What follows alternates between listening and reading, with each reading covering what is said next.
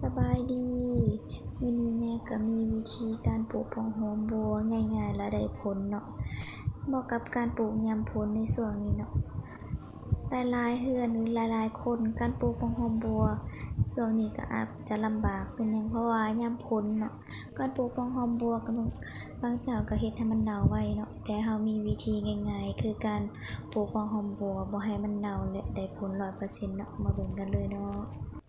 อันนี้ขั้นตอนในการปลูกผักบัวก็คือเราต้องได้ลอกใบตัวทางนอกมันออกหน่อยนึงเนาะดังนั้นเราก็ปาดหัวออกมาในการปาดหัวเราก็สิปาดหลายเนี่ยจะหน่อยนึงเนาะนี่แล้วนะเราก็หลังจากเราปาดแล้วมันก็สิได้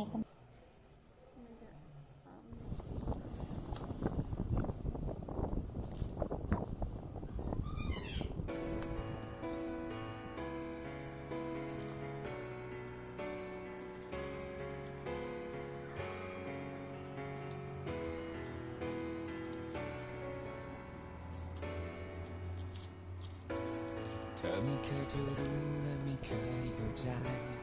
สิ่งที่ตัวฉันเองทนเก็บไว้ภายในที่มันอยู่ในใจฉันเธอไม่เคยจะเห็นและไม่เคยได้ยิน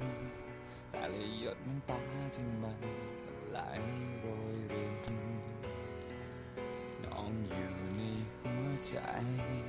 เพราะฉะนั้นรู้สึกกับเธอมากไปรู้สึกกับเธอทั้งใจแต่ก็รู้เป็นไปไม่ได้อยากเป็นคนนั้นคนที่เธอ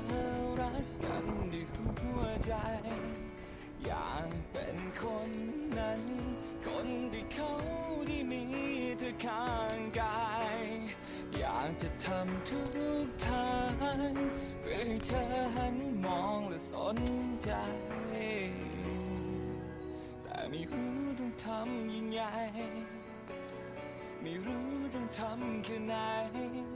เธอจะรักกัน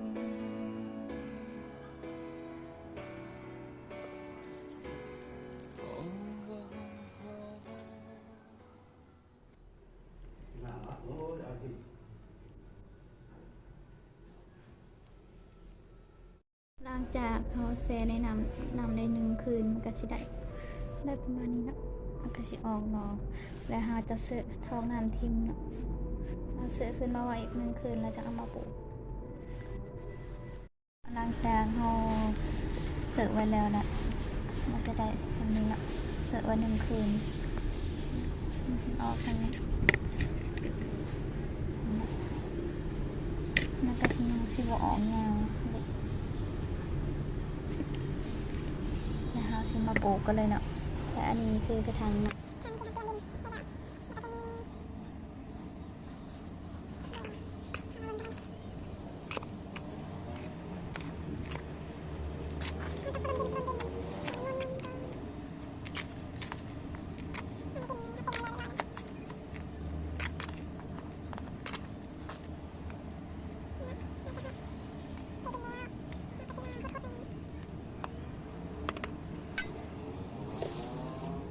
นี่เนาะหลังจากเราพรวนดินแล้วเราก็จะมารดน้ำเลยเนาะรดก็ต้องรดค่อยๆกันเนาะ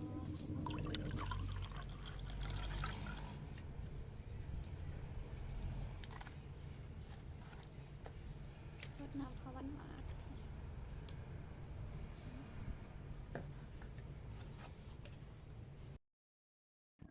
ังจากเตรียมดินแล้วเรารดน้ำให้มันชุ่มๆนิดนึงเราก็เอามาปลูกเลยเนาะในการปลูกนี่เราต้องเห็นปลูกให้มันถี่ๆเนาะเพราะว่ามันโป่งยอดออกมาจะบ่เห็นให้ยอดมันหักลง